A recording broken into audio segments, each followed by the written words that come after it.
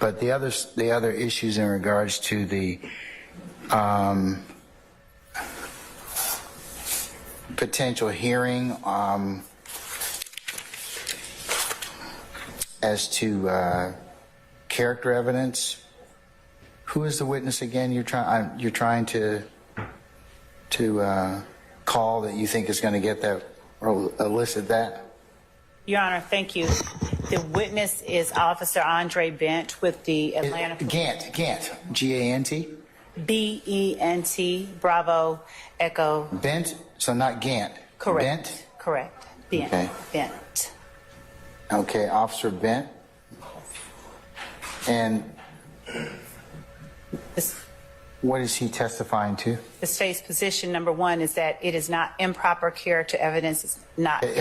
Answer my question first. He will be testifying that on the date alleged, the defendant was in a car with another a YSL member, Walter Murphy, and he saw the defendant driving in drag in circles around the McDonald's parking lot on Cleveland Avenue. When he attempted to conduct a traffic stop, the defendant, Jeffrey Williams, threw a gun out of the window. He saw him throw the gun out of the window. This proves one of the elements of count one in terms of the association.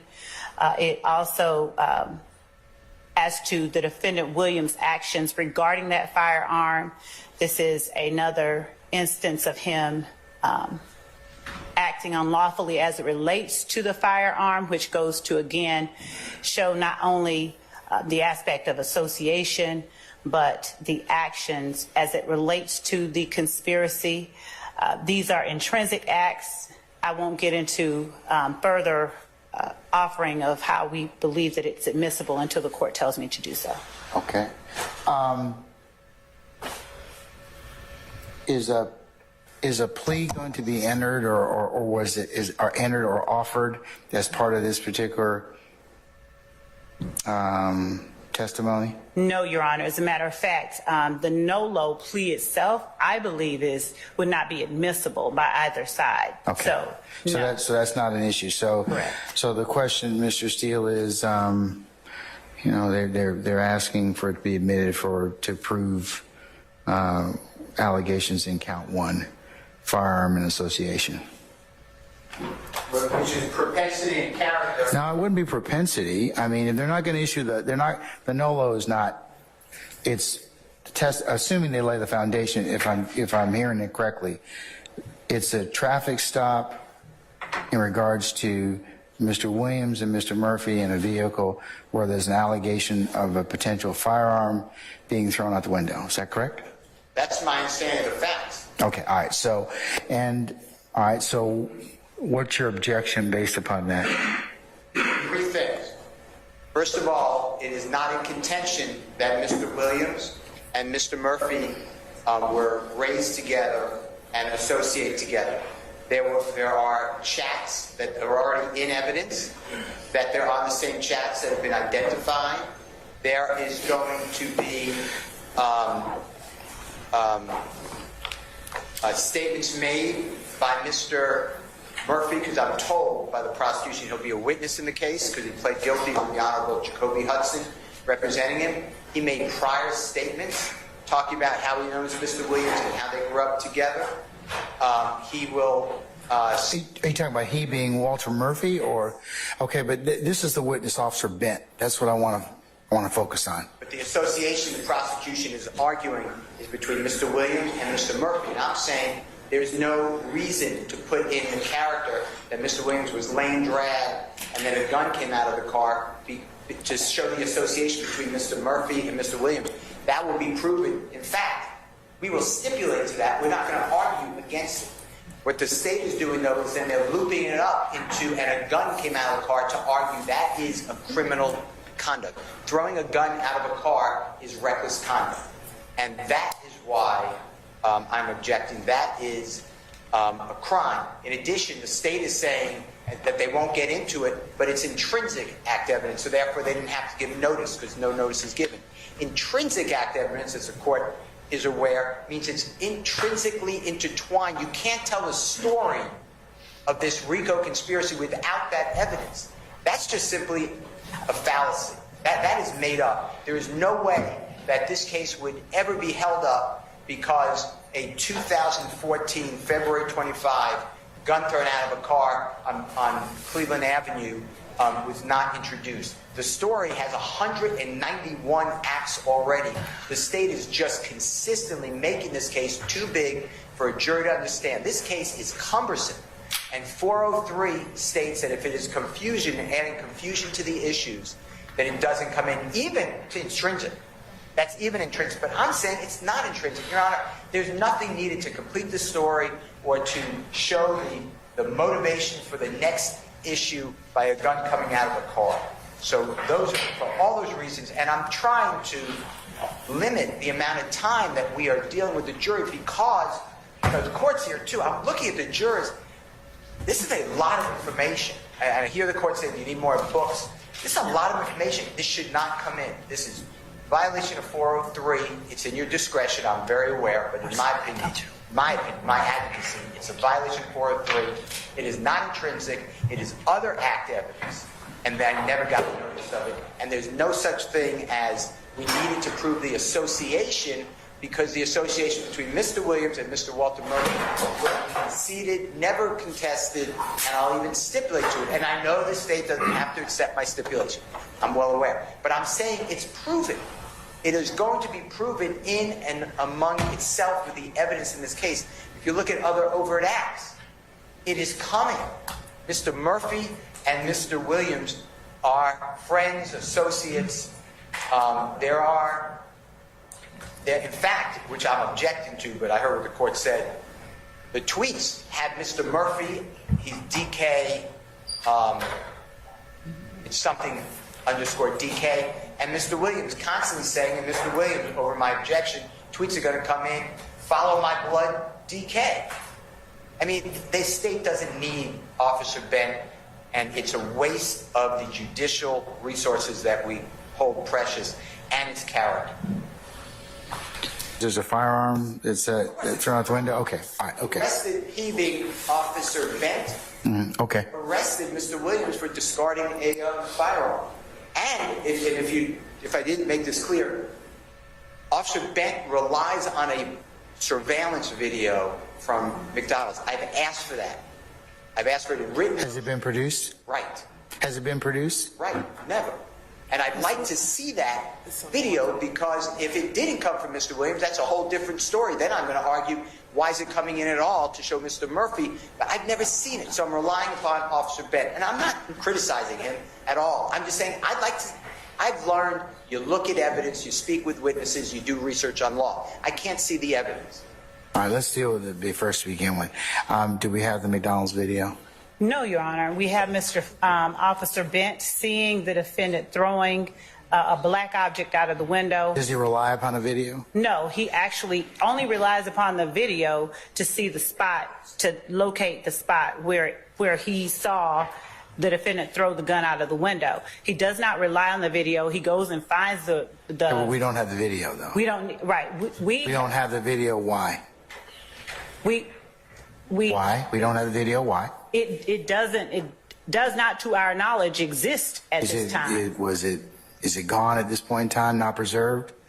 I believe that it is not preserved, but we also have the fact that Officer Bent saw him tossing the gun out of the window, and he also went to that space and picked up the gun. We have statements that were made by the defendants, Walter Murphy and Jeffrey Williams, as it relates to the gun. There's no question that the defendant threw the gun out of the window. Officer Bent saw him do it. Okay. We would ask the court to allow us, if more argument is needed, to allow us to come in early in the morning before the jury gets here to address it. But, Your Honor, we have, I believe, talked about it previously because I believe that Mr. Steele had actually requested the video previously. I'm not going to say that with certainty, but as he spoke just now, I'm reminded of a similar argument regarding the video, and we told him the video didn't exist. So for him to say he didn't know about this act is not accurate. Well, I think I think that the 2016 McDonald's video, it does not exist. I mean, it was, I don't know if it's subject to the hack that we had evidence of earlier. But anyways,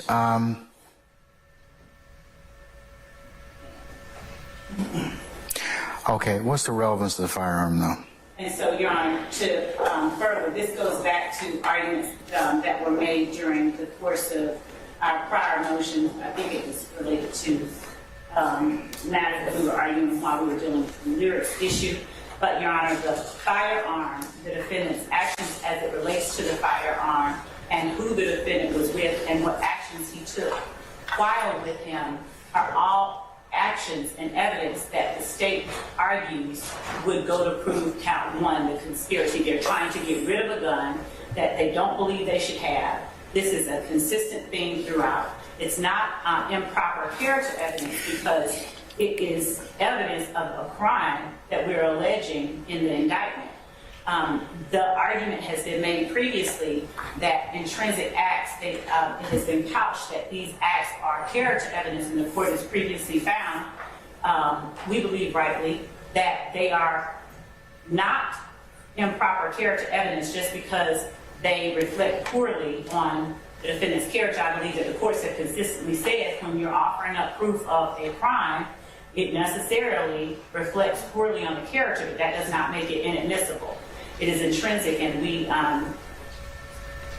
can send to the court and to Mr. Steele that case law that once again says that very thing. And again, for Mr. Steele to argue that we have other ways of proving it later on, we have to prove our case in its entirety in our case in chief. We can't wait or hope for something else to come up, and we ask that the court allow us to have, if we're going to have a full-fledged hearing on it. I don't need one. I'm good. Okay. All right. Mr. Steele, at this point in time, with anything else, I'm going to allow it, assuming the foundation is laid for what Officer Bent saw. So, at this point. Can I just tell you something that I'd like you to, as we leave, just consider? Sure, sir. Thank you, sir. I listened intently. I never said anything like I didn't know about it. I, in fact, argued the motion that I want this surveillance video from the McDonald's. I recall that, sir. Thank you. But this is what the report says. It's a one-page report by Officer Bent, Your Honor. And I'm just reading one paragraph. It says, during the time when I lost sight of Mr. Williams around the parking lot, Mr. Williams threw a weapon, in parentheses, Smith & Wesson 9mm, close parentheses, outside of the vehicle, which was also captured by McDonald's video surveillance. The firearm was silver and black in color and was loaded with 14 bullets. The gentleman did not see it come out of the car, as you're being told. You're constantly being told wrong information, and I'm sure it's... Well, I think that what you just read me says... He says he saw it, the officer saw it, and it said it was also captured on McDonald's video. No. Did I read that good?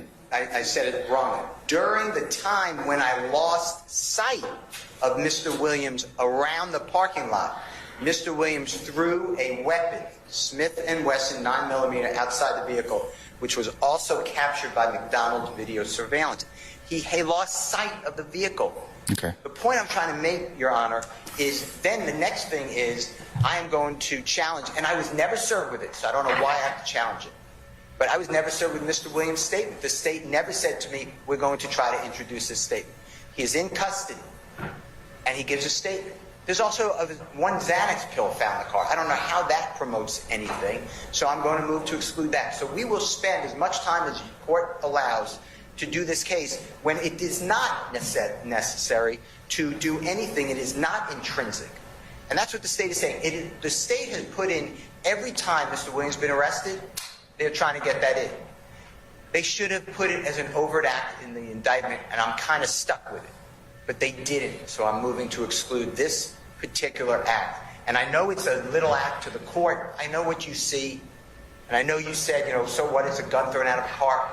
But for all the reasons I said, and including confusion of the issues, and it's just character evidence, I would like to exclude this And I promise you that evidence will come in that we'll not object to that shows that Mr. Williams and Mr. Murphy have a relationship. There's no way around it. I would not tell the court differently. But for Ms. Love to get up, and I know it was unintentional, but to say that Mr. Bent, Officer Bent, on 2 occasions saw this with his own eyes, that's not what the report says.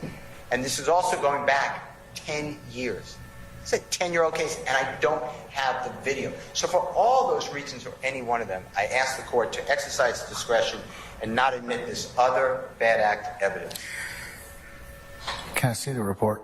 Yes, Your Honor. Mr. Steele has it, and I will also say... He's got it on his computer, I think, though, but...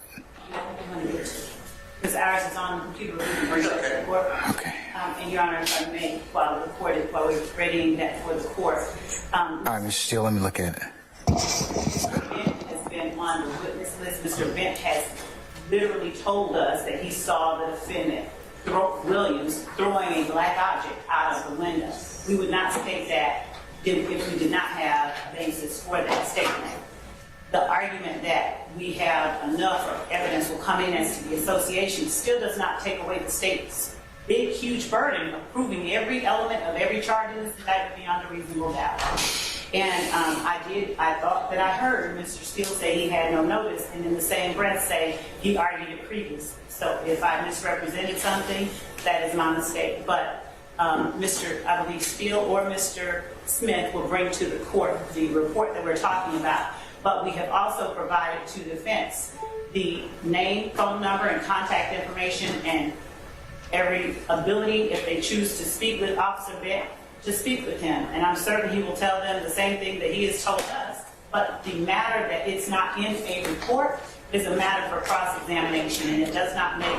And I'm glad that Mr. Steele reminded me that there are drugs in the car, illegal drugs, to which no one claimed a prescription, because that in itself makes having that firearm during the possession of a controlled substance exactly the kind of crimes that the defendants in this case and that this conspiracy alleged in count 1 consists of. So it is intrinsic. It does prove and go to prove elements of the crimes alleged in this case. And we have previously argued about that matter. So there was notice, and we would ask that the court allow us to introduce it. Like I said, we need to provide or bring to Mr. Steele Officer Andre Bent. We can do that too, but he's told us what we've represented to the court. And this video that Mr. Steele has asked for and has previously asked for, we don't have. But Officer Bent would be able to testify as to what he saw the defendant do. And the person with Mr. Williams also made statements that we will, of course, ask him about when he is on the stand. And whether we have to impeach him later or not is a matter, up to that witness. We don't know what people will do until they're here.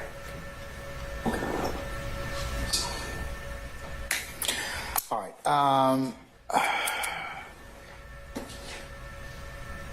I'm going to reserve ruling until Officer Bent testifies in terms of, I believe that his testimony would be relevant, what he's written in his police report in terms of his ability to perceive the incident would be subject to cross-examination and go to weight more than it would be anything else. In terms of it, the firearm, in terms of association, certainly he could testify about that. Certainly can testify to the circumstances surrounding his interactions with Mr. Murphy and Mr. Williams.